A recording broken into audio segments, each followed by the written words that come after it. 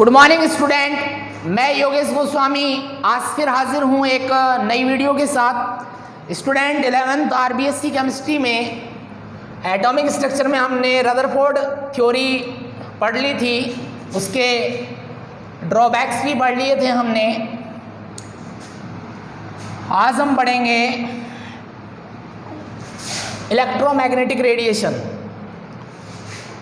Electromagnetic radiation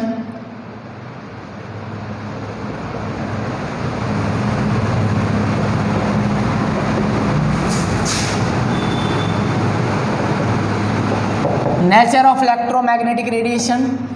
कल हमने बता दिया था ये जो इलेक्ट्रोमैग्नेटिक रेडिएशन होते हैं ये वैक्यूम में ही क्या करते हैं, प्रोपैगेशन करते हैं, गति करते हैं, मोशन करते हैं। ठीक है, इनके प्रोपैगेशन के लिए किसी मीडियम की आवश्यकता नहीं होती। The radiation which do not acquire any medium is called electromagnetic radiations. ठीक है, the radiations which propagate in vacuum medium and do not the propagation for propagation this type of radiation do not acquire any medium। ठीक है ना, इनके संचरण के लिए या प्रोपैगेशन के लिए किसी मीडियम की आवश्यकता नहीं होती है। ये वैक्यूम में क्या करते हैं, प्रोपैगेशन करते हैं, मोशन करते हैं। ठीक है, और ये जो इलेक्ट्रोमैग्नेटिक रेडिएशन होते हैं इनमें दो प्रकार के कंपोनेंट होते हैं, एक इलेक्ट्रिक फील्ड कंपोनेंट होता है और एक मैग्नेटिक फील्ड होता है। ठीक है, this type radiations are associated to types of component, one is electric field, on the other hand second is magnetic field. These both components oscillate perpendicular to each other. ये दोनों component जो हैं electric field और magnetic field एक दूसरे के क्या होते हैं, परपेंडिकुलर में मोशन करते हैं, कंपन करते हैं। ठीक है, कैसे शो करेंगे इलेक्ट्रोमैग्नेटिक रेडिएशन को, इस तरह से। ये एक वेव है, ठीक है, और ये इलेक्ट्रिक फील्ड है। ये क्योंकि दो कंपोनेंट से मिलकर बनी हुई है, ये इसका इलेक्ट्रिक फील्ड है और दोनों ही क्या है, जिसे ई वेक्टर से शो करते हैं, और ये मैग्नेटिक फील्ड है। ये दो कंपोनेंट से मिलकर बनी हुई है और ये दोनों कंपोनेंट्स जो हैं वो एक दूसरे के परपेंडिकुलरली क्या करते हैं, ऑसिलेशन करते हैं या कंपन करते हैं।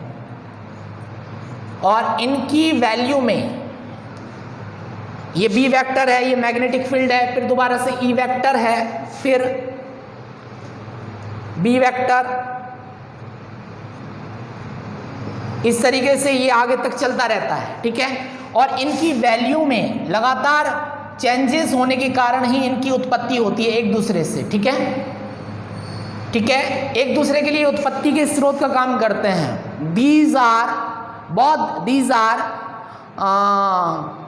Source of generation to each other. ठीक है ना, एक दूसरे के लिए उत्पत्ति के स्रोत का काम करते हैं। ठीक है, और ये एक दूसरे के परपेंडिकुलरली क्या करते हैं, मोशन करते हैं। इन्हें कहते हैं इलेक्ट्रोमैग्नेटिक रेडिएशंस। और इनकी जो स्पीड होती है वो क्या होती है, लाइट की स्पीड के इक्वल होती है 3 × 10⁸ मीटर पर सेकेंड। ये इनकी स्पीड है।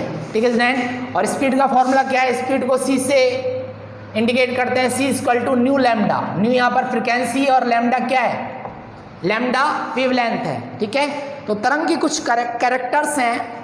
ठीक है, कुछ 6 कैरेक्टर्स हैं, किसी भी तरंग के, किसी भी वेव्स के 6 कैरेक्टर्स होते हैं, 6 टर्म्स होती हैं। ठीक है ना, waves are always characterized by 6 following characters. कौन कौन से 6 कैरेक्टर हैं हम उनके बारे में डिस्कस कर लेते हैं। Every waves are characterized following 6 characters. ठीक है ना, कौन कौन से हैं, पहले नंबर पे है वेवलेंथ। ठीक है, सेकंड नंबर पे फ्रीक्वेंसी, थर्ड नंबर पे है वेव नंबर, फिर है वेलोसिटी। ये कैरेक्टर्स हैं। ठीक है ना। Every waves travel in wave motion and every waves are characterized by 6 following characters, ठीक है ना। Wave length, frequency, wave number, velocity,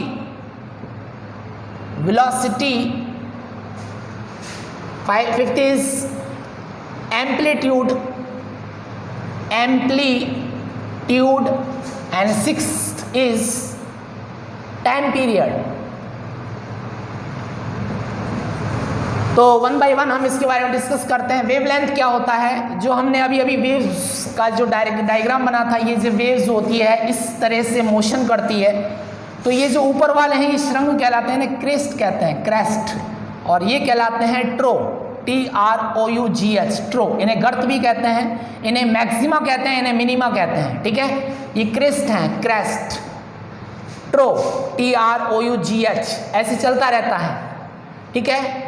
तो वेवलेंथ क्या है, द टू नियरेस्ट क्रेस्ट और two nearest trough in the waves, the distance between two nearest crest in the waves और the two nearest trough in the waves is called wavelength. यानी कि इनके बीच की जो डिस्टेंस है, दो नियरेस्ट जो क्रेस्ट हैं, या तो इन दो क्रेस्ट के बीच की डिस्टेंस या इन दो ट्रो के बीच की जो डिस्टेंस है, उसे हम लैम्डा से इंडिकेट कहते हैं, वेवलेंथ कैसे कहते हैं इसे, ठीक है। दो क्रेस्ट हैं नियरेस्ट, पास उनके बीच की डिस्टेंस, या दो ट्रो के बीच की डिस्टेंस को क्या कहते हैं, लैम्डा कहते हैं, ठीक है। और लैम्डा को एंगस्ट्रॉम में या नैनोमीटर में इंडिकेट करते हैं। एक एंगस्ट्रॉम जो होता है वो 10⁻⁻10 मीटर के इक्वल होता है, ठीक है स्टूडेंट। उसके बाद फ्रीक्वेंसी क्या होती है, फ्रीक्वेंसी क्या है, the number of waves which are pass through in a point in 1 second, the number of waves which are pass through in a point in 1 second, यानी कि तरंगों की संख्या जो एक बिंदु से 1 सेकंड में निकल जाते हैं उन्हें कहते हैं फ्रीक्वेंसी, ठीक है। और फ्रीक्वेंसी क्या होती है, जैसे C बराबर क्या होता है, न्यू लैम्डा होता है, तो न्यू बराबर क्या होगा, न्यू बराबर C बटे लैम्डा। C क्या है, वेलोसिटी ऑफ लाइट है, प्रकाश की चाल, और लैम्डा वेवलेंथ है। ये न्यू क्या है, न्यू जो है ये फ्रीक्वेंसी है, और इसको किससे व्यक्त करते हैं, हर्ट्ज में, हर्ट्ज, इसका यूनिट हर्ट्ज है फ्रीक्वेंसी का, ठीक है। The number of waves which are pass through in a point in 1 second is called frequency. Wave number क्या है, वेव नंबर वेवलेंथ का अपोजिट होता है। Wave number is the reciprocal of the wavelength. Wavelength को हम lambda से indicate करते हैं और वेवलेंथ को न्यू बार, तो न्यू बार क्या है, 1/λ। इसे सेंटीमीटर इनवर्स में इंडिकेट करते हैं, क्योंकि वेवलेंथ को सेंटीमीटर में भी शो किया जाता है, मीटर में भी व्यक्त किया जाता है। डिस्टेंस की तो यूनिट होती है ये वेवलेंथ, ठीक है। तो the reciprocal of the wavelength is called wave number. Wave number को न्यू बार से इंडिकेट करते हैं और ये लैम्डा का उल्टा होता है, ठीक है स्टूडेंट। उसके बाद velocity, the distance covered by waves in 1 second, the distance travelling by waves in 1 second. एक तरंग के द्वारा 1 सेकंड में जितनी दूरी तय की जाती है उसको वेलोसिटी कहते हैं, वेलोसिटी। और वेलोसिटी क्या है, C equal to nu lambda, और इसका वैल्यू क्या होती है, 3 × 10⁸ सेंटीमीटर मीटर पर सेकेंड। ये वेलोसिटी की वैल्यू है, लाइट ऑफ वेलोसिटी, ठीक है। उसके बाद एम्पलीट्यूड क्या है, एम्पलीट्यूड क्या होता है, the height of the crest, ये क्रेस्ट इसकी ऊंचाई, height of the crest and और डेप्थ ऑफ द ट्रो। इसकी तो क्या है, गहराई, डेप्थ ऑफ द ट्रो और height of the crest is called amplitude. और amplitude determines the intensity of the radiation, ये तीव्रता को मापती है, रेडिएशन की तीव्रता को मापती है एम्पलीट्यूड। इसे ए से इंडिकेट करते हैं, स्मॉल ए से। तो क्रेस्ट की जो हाइट है, हाइट ऑफ द क्रेस्ट और डेप्थ ऑफ द ट्रो, ये कहलाता है एम्पलीट्यूड। या तो क्रेस्ट की हाइट या इसकी गहराई, ट्रो की गहराई क्या कहलाती है, एम्पलीट्यूड कहलाती है। टाइम पीरियड क्या है, टाइम पीरियड जो होता है कैपिटल T से इंडिकेट करते हैं इसे। टाइम पीरियड क्या है, टाइम पीरियड है कि ये जो है time is taken in one complete cycle, एक कंप्लीट साइकिल करने में जितना टाइम लगता है, ठीक है, ये यहां से लेके यहां तक आया, एक कंप्लीट साइकिल करने में जितना टाइम लगा, time is taken by the wave in one complete cycle is called time period. ठीक है स्टूडेंट, एक कंप्लीट साइकिल करने में, जैसे यहां से ये चला और दोबारा यहां तक आ गया, एक कंप्लीट साइकिल करने में कितना टाइम लगा उसे कहते हैं टाइम पीरियड। ठीक है स्टूडेंट, और वेवलेंथ और फ्रीक्वेंसी एक दूसरे के हमेशा उल्टे होते हैं। फ्रीक्वेंसी को जैसे हम न्यू से इंडिकेट करते हैं एनर्जी को, और ये लैम्डा वेवलेंथ है और ये फ्रीक्वेंसी एक दूसरे के अपोजिट होते हैं। ठीक है, the wave of higher frequency has lower wavelength and the wave of lower frequency has higher wavelength. यानी कि ऐसी वेव जिसकी फ्रीक्वेंसी हाई है उसकी वेवलेंथ लो होगी, और ऐसी वेव जिसकी फ्रीक्वेंसी लो है उसकी वेवलेंथ हाई होगी। अपोजिट है एक दूसरे के। The wave of higher frequency has lower wavelength और the wave of lower frequency has higher wavelength. जिसकी फ्रीक्वेंसी हायर है उसकी वेवलेंथ लोअर होगी, और जिसकी फ्रीक्वेंसी लोअर है उसकी वेवलेंथ हाई होगी। अपोजिट होते हैं। ठीक है स्टूडेंट, ये इसके कैरेक्टर्स हैं। ठीक है स्टूडेंट, हमने ये वेव्स के कैरेक्टर्स पढ़े। अब हम बात करते हैं इलेक्ट्रोमैग्नेटिक स्पेक्ट्रम की। इलेक्ट्रोमैग्नेटिक स्पेक्ट्रम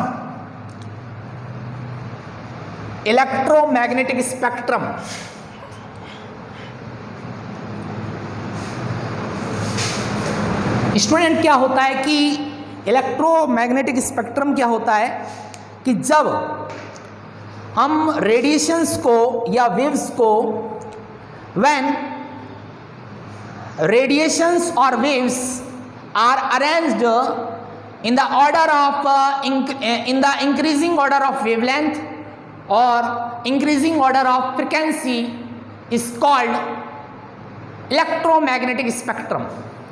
ठीक है, when arrangement of waves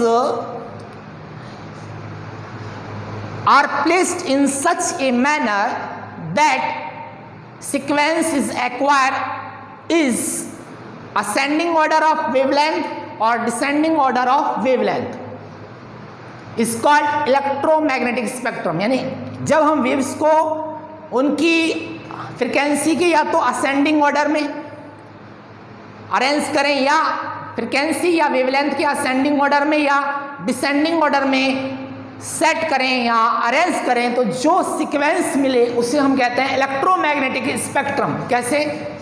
electromagnetic spectrum को शॉर्ट में लिखते हैं, यानी बहुत सारे लाइट के बहुत सारे फील्ड होते हैं, बहुत सारे रीजन होते हैं। कौन कौन से? जैसे कि रेडियो वेव्स, फिर उसके बाद होता है माइक्रोवेव्स, फिर उसके बाद होता है इंफ्रारेड। इनका सबका वर्क फंक्शन अलग अलग है। Infrared wave region, infrared region ये फील्ड है, रीजन है, क्षेत्र है। उसके बाद होता है विजिबल रीजन, जिससे हम देख पाते हैं, विजिबल रीजन। उसके बाद होता है ultraviolet UV region, ultraviolet region. उसके बाद होता है एक्स रेज, उसके बाद होता है गामा रेज, और उसके बाद होता है कॉस्मिक रेज, कॉस्मिक रेज। ठीक है, कॉस्मिक रेज की फ्रीक्वेंसी सबसे ज्यादा होती है तो इसकी वेवलेंथ सबसे कम होगी। जिसकी फ्रीक्वेंसी सबसे ज्यादा है डेफिनेटली उसकी वेवलेंथ सबसे कम। अब विजिबल के भी क्या होते हैं?